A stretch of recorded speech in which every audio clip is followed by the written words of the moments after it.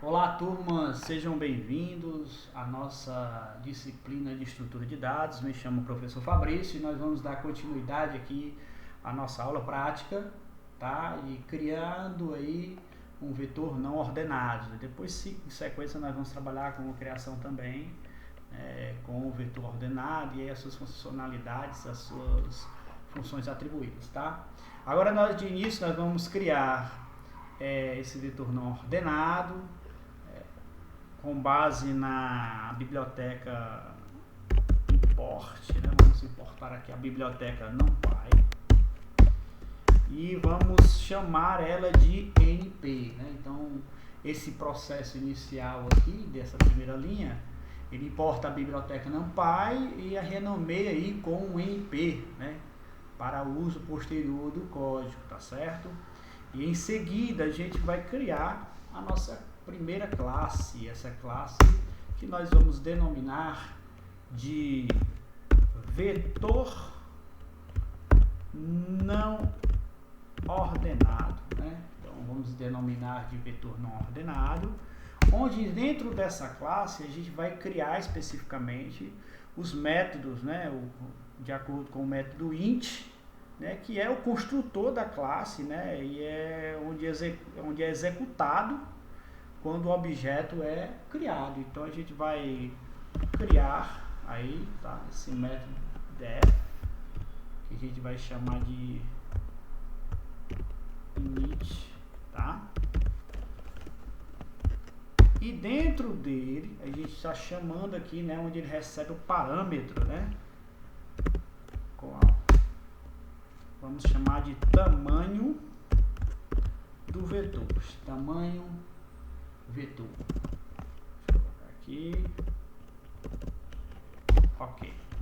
Então nessa outra linha a gente acaba de criar, né, esse método especificamente, tamanho vetor, onde a gente vai denominar a finitude dele, né?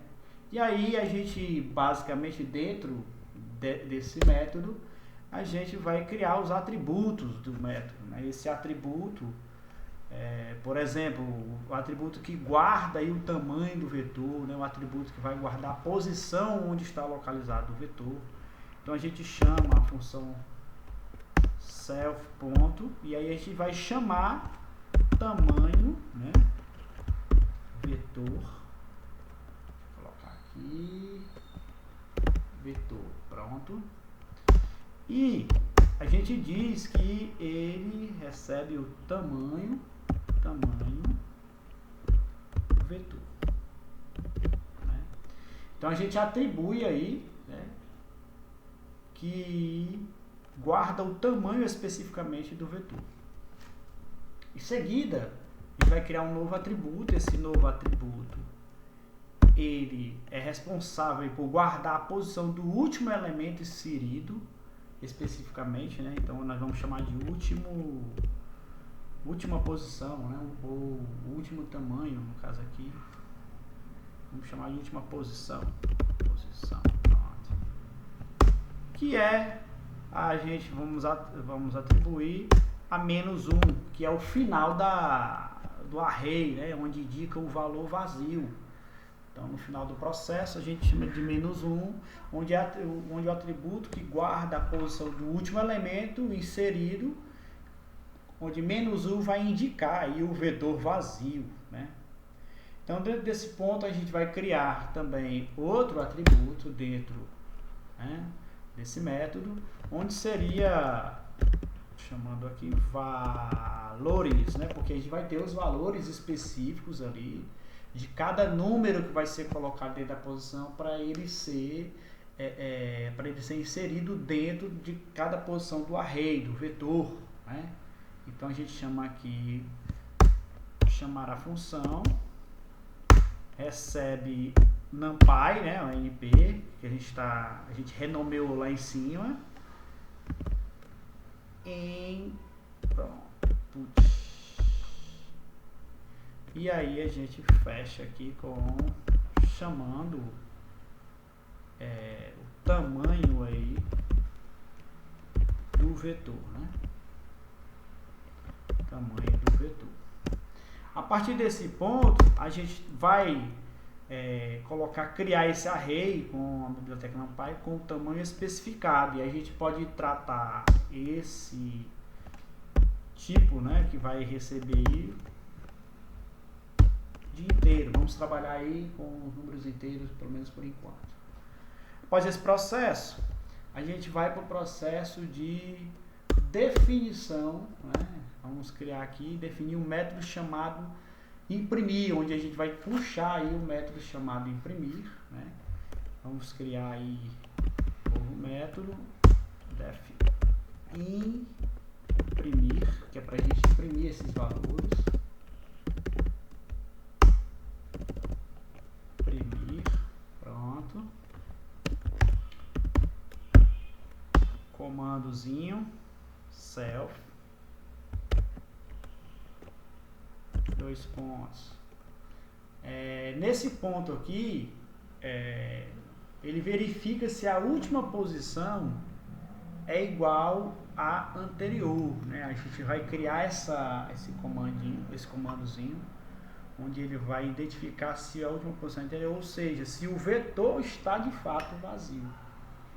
Então a gente vai criar aqui uma condição na qual se, né, o último, né, se a última posição, que a gente chamou aqui de última posição, for diferente de -1, 2 pontos, aí a gente vai colocar, printar na tela, especificamente, né, vetor está vazio. Então ele vai printar na tela. Percebam que no percorrer dessa condição, ele vai percorrer o vetor e vai identificar lá se for diferente de -1, ou seja, no final do vetor, do array, ele vai retornar o texto indicando que está vazio. Se não, vamos colocar outra condição, especificamente, se o vetor não estiver vazio, itera pelo menos aí, né, pelos elementos até a última posição incluída, ou seja, se o vetor não estiver vazio, se tiver alguma coisa dentro, ele vai iterar pelo menos mais um elemento até que a última posição seja incluída do vetor. O tamanho do vetor que nós definimos futuro é que vai estar dizendo até que ponto, né, ele vai estar preenchido por inteiro. Então nesse ponto aqui a gente vai criar um laço, né, para, né, o índice específico, né, e aí range, onde um comando específico para poder percorrer dentro do vetor, a gente vai colocar última posição, né? Última posição, pronto. Mais um, porque ele vai incluir especificamente mais um item no final. O que ele vai fazer aqui? Ele imprime o índice e o valor do elemento do vetor. Então ele vai puxar o último elemento especificamente e vai imprimir. Dentro desse laço aqui a gente consegue, vamos colocar o print dele, né? Print chamando aí o índice i, tá? Vírgula, e aí a gente coloca aqui um espaçozinho, especificamente vírgula, né? Self, pronto, valores com o índice específico que a gente vai chamado de i. Finalzinho. Vamos ver aqui desse ponto, vamos ver até aqui se está tudo ok, se ele vai aparecer algum erro, identificar.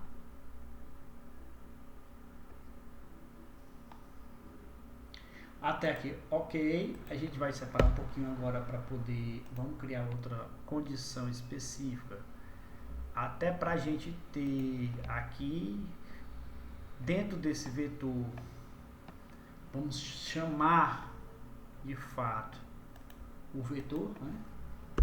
Vetor igual vetor não ordenado, vetor não ordenado, que é o e aí a gente vai especificar, né? Aí, ó, o tamanho do nosso vetor. Vamos colocar 6, pronto, né? Então colocar 6 aqui vetores.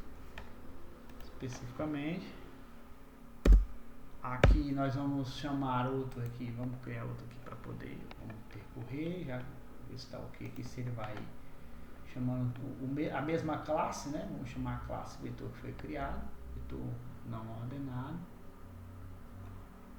Ok, deu certo aqui, vocês viram anteriormente. E aqui nós vamos imprimir o vetor de fato, né? Vamos criar a condição específica para a gente, né? Vetor.imprimir. Olha, já aparece aqui a condição e a gente coloca aqui, fecha aqui. Isso, vamos ver se ele vai imprimir especificamente. Ó. Vetor está vazio. Então, nesse primeiro ponto aqui, a gente criou, de fato, essa classe vetor não ordenado, onde possui um construtor que cria um vetor de tamanho específico, né, utilizando a biblioteca NumPy, como a gente viu. Dentro desse processo aqui específico, né, oferece o método imprimir, que é para poder visualizar os elementos do vetor. O vetor é inicializado aí vazio, que a gente pode perceber, e é possível adicionar os elementos do vetor dentro da variável, né, na última posição, como foi apresentado aí nesse primeiro ponto, para controlar as posições do último elemento inserido aí dentro do array, tá? Caso o vetor esteja vazio aí, né, a mensagem vetor está vazio será exibida, né, quando o método imprimir for chamado. Então, nesse primeiro ponto foi especificado isso. No segundo, né, de acordo com o código aí, a partir desse ponto podemos utilizar a variável vetor, que a gente pode perceber aqui, porque foi criado especificamente para realizar as operações, né, e interagir com as instâncias da classe vetor não ordenado, como adicionar um elemento, por exemplo, a um vetor e imprimir o seu valor, no caso aqui, né? E por último a gente chama, né, essa linha de código aqui, ela vai chamar, né, irá mostrar os elementos do vetor, caso ele tenha algum valor, né, ou, né, informar que o vetor está vazio, como é o caso aqui apresentado. Ok? De fato aqui o método imprime, né, implementado na classe vetor não ordenado, onde percorre os elementos do vetor e imprime somente, né, imprime os seus índices de valores oferecidos aí, né, oferecendo aí uma visualização dos dados armazenados, tá? Então, nesse primeiro ponto foi exatamente isso. Nós vamos comentar o código. No final a gente faz aí um comentário no código, né? A gente faz os comentários específicos para deixar gravado aí, tá? E é isso. Agora vamos para o próximo passo.